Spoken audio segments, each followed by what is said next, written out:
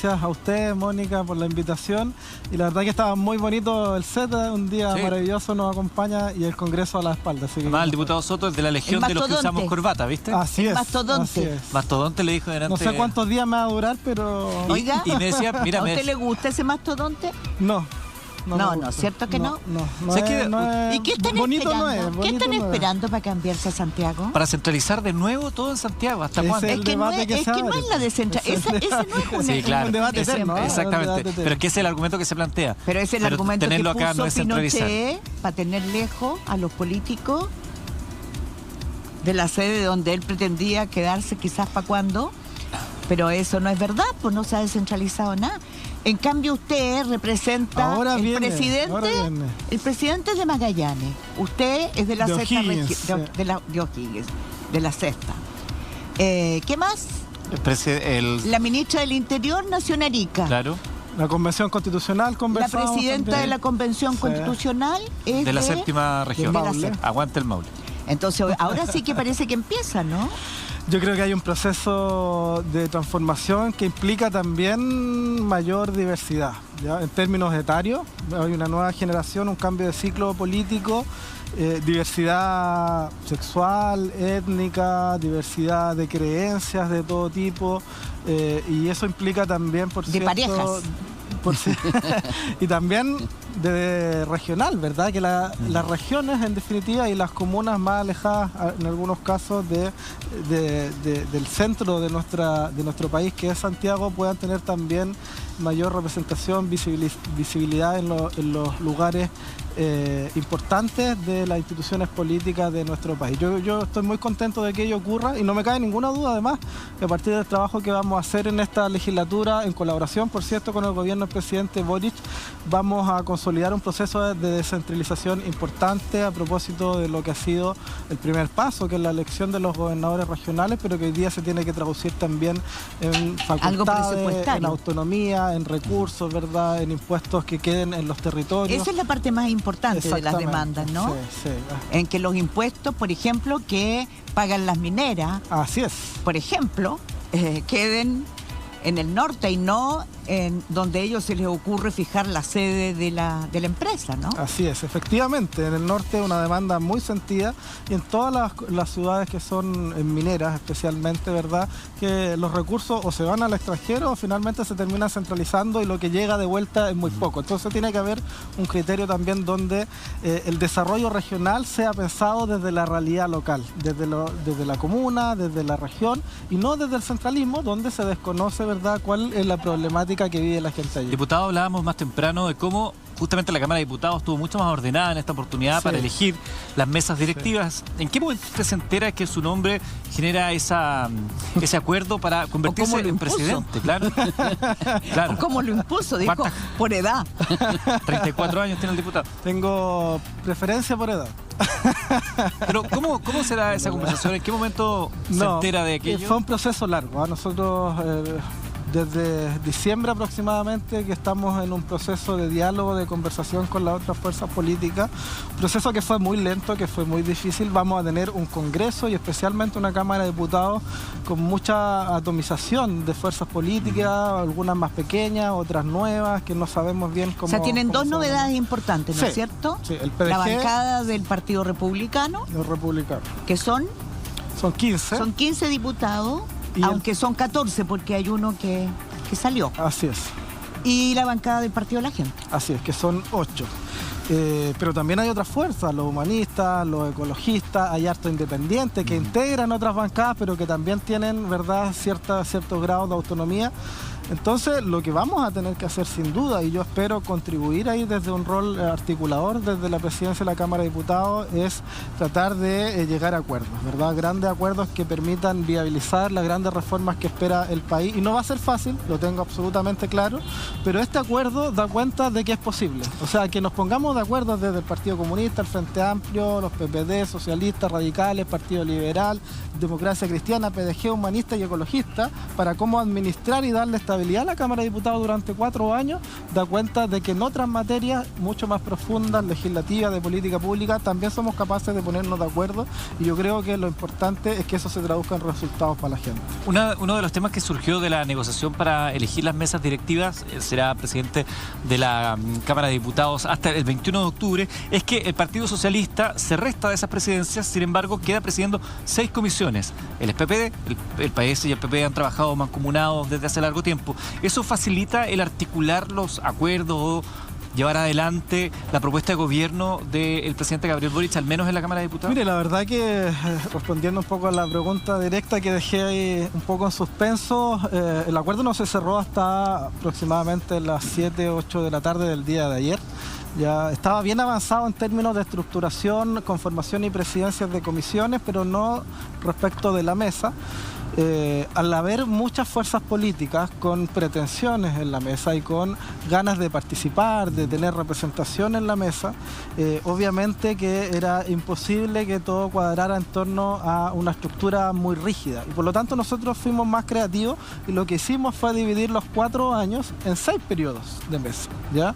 Que va a tener un menor tiempo, 8 meses aproximadamente, pero que va a permitir que fuerzas que a lo mejor son minoritarias en términos matemáticos también tengan derecho, ¿verdad?, a poder representar a la Cámara de Diputados y a liderar un proceso tan importante como el que estamos viviendo. Pero Entonces, Eduardo le hizo una pregunta que usted no contestó. ¿cuándo? ¿Cómo fue que su nombre quedó en el PPD y aceptado por los demás como el presidente del primer periodo? Bueno, yo la verdad que tengo el honor de haber sido muy bien recibido y acogido en el Partido por la Democracia. Yo partí como independiente, demócrata cristiano, tuve, verdad, durante el año 2019 un quiebre ahí a propósito de la tramitación de la reforma de pensiones y reforma tributaria, donde tuvimos una diferencia profunda que a mí, en base a mis principios, me lleva a tomar la decisión de irme. Llego al PPD finalmente después de un tiempo. La propia bancada me pone como jefe de bancada, estuve 2 años allí y hoy día me entregan la confianza de poder representarlos desde la presidencia de la Cámara de Diputados con un consenso bastante amplio, porque más allá de los acuerdos políticos respecto de las integraciones, creo que lo que finalmente termina destrabando el acuerdo es el consenso también respecto de los nombres que se ponen a disposición. Y en eso quiero, por cierto, agradecer a todos los parlamentarios, 85 diputados que nos apoyaron, y a todas las fuerzas políticas también que están detrás. Hay un cambio de ciclo, ¿no? Hay un cambio, una renovación de nombre, hay una renovación de los dirigentes. Hay un cambio de ciclo, yo creo que sin retorno, pero es más que un cambio de ciclo, yo creo que es un cambio de ciclo obligado a propósito de un cambio y una transformación bien subterránea que está ocurriendo en nuestra sociedad y que yo creo que todavía no estamos terminando de entender. Lo dije un poco en mi discurso ahí cuando asumí hace un rato atrás. Yo creo que nuestra responsabilidad hoy día, como nuevas generaciones, ¿verdad?, va a ser justamente eso, identificar bien y leer bien lo que está ocurriendo en nuestra sociedad para, a partir de este nuevo ciclo político que comienza, ¿verdad?, dar respuestas adecuadas y no cometer los mismos errores del pasado. Usted lo señaló recién, estuvo en la Democracia Cristiana, conversábamos antes con el senador Walker y le preguntábamos dónde está hoy día la Democracia Cristiana. PS, PPD, aliados al gobierno, la Democracia Cristiana como un socio estratégico, no son parte del gobierno, pero dicen que quieren apoyar. Sin embargo, para un votante demócrata cristiano se ven un poco a la deriva, que es un poco la situación que deben tener los votantes de centro derecha, que hablábamos antes de dónde está ese proyecto. Como ex demócrata cristiano, con algo de amor que le debe quedar en el corazón por la tienda de la Falange, amigos tengo amistad. harto, sí. ¿Dónde está la democracia cristiana hoy día? ¿Dónde está el proyecto de la democracia cristiana? ¿Tiene viabilidad esa mirada del país? Bueno, yo creo que es evidente que la democracia cristiana está fuera del gobierno y está en un proceso de definición interna. Tienen elecciones, tienen que definir cuál va a ser, ¿no? Este domingo tienen que definir cuál va a ser su domicilio político, ¿verdad? Sus cimientos quizás ideológico y cómo desde ahí proyectar un trabajo hacia el futuro. Nosotros estamos hoy día con un gobierno que al menos en el diseño, creo, porque se ha ido construyendo un poco en el camino. Ha sido un gobierno poco usual el que se ha construido, ¿verdad? Parte con Apruebo Dignidad, después se van incorporando los partidos del socialismo democrático, y hoy día se ve como una estructura, pero no bien consolidada, de un gobierno con dos coaliciones, ¿verdad? Una coalición es Apruebo Dignidad, que es el Frente Amplio más el Partido Comunista, pero acá tenemos, ¿verdad?, una serie de partidos donde estamos nosotros, el Partido por la Democracia, donde están los socialistas, los radicales, los liberales, Nuevo Trato, Independientes. Que no son parte de Apruebo Dignidad. No, que fuimos en el pasado Convergencia Progresista, algunos de nosotros, después derivamos en Nuevo Pacto Social, pero era con la DC, ahora la DC queda afuera. Entonces, ¿qué es lo que somos ahora? Yo creo que viene un proceso quizás de reestructuración, de dar un poco cuerpo y forma a ese segundo conglomerado que va a formar parte de este gobierno, y a partir de allí también recuperar un poquito nuestra identidad, ¿verdad? Porque yo creo que a este país sin duda le hace falta también una socialdemocracia potente, robusta, que vuelva también a recuperar los espacios que ¿Le dolió como PPD el portazo que recibieron en su momento por parte del Frente Amplio? Dolió mucho, sí. Pero me interesa ese punto porque reciben un portazo, el Partido Socialista recibe un portazo que venía con ustedes y los mandan de vuelta a hacer su primaria con la DC y con los radicales, con el presidente del Partido Radical esperando ahí en el servicio electoral, y sin embargo después logran recomponer el diálogo. Vaya a saber uno cuáles son las estrategias de fondo, pero logran recomponer el diálogo al punto que el Partido Socialista pone muchos de sus militantes en los ministerios, hay mucha gente del PPD. ¿Cómo se logra rearmar ese cariñito después de que fuiste mandado para la casa? Como en las parejas. Claro, como las parejas. Es que efectivamente es bien similar. En las parejas hay quiebres, hay reconciliaciones, ¿verdad? Hay divorcios, hay matrimonios. Y hay recomposiciones ficticias. También, entonces... Ahora, perdón, pero ¿qué dolió? ¿Dolió que dijeran que el PPD era muy acomodado al modelo económico? No necesariamente, no necesariamente. Yo creo que el cambio de ciclo del cual hablaba se tiene que dar también en los partidos tradicionales. Por eso estoy yo en el PPD. Por eso no me fui al Frente Amplio. Por eso no me fui a otro lado. Me invitaron de todos lados cuando... O sea, estamos diciendo, usted está asumiendo que esta reestructuración no es un problema de baraje del naipe. Es un problema que también su partido, el PPD, tiene que definir y barrer un poco, ¿no? Porque yo creo que... cuando le estaba diciendo Eduardo Los Dolores, o sea, su partido, el PPD, no ha hecho ningún mea culpa y ha tenido serios problemas de corrupción también. Los mea culpas se han hecho. Yo quiero reconocer ahí de parte de nuestra actual presidenta Natalia Pergentile hay un gran liderazgo que ha sabido conducir esta etapa difícil y que ha sabido también mostrar un nuevo camino. Y yo creo que esa es la dirección. Yo entiendo que algunos pueden haber cometido errores garrafales en el pasado que a veces están en una mochila que cargamos otros. No necesariamente, ¿verdad?, tenemos por qué hacerlo. Porque ustedes han hoy día hay que eso. reinventarnos.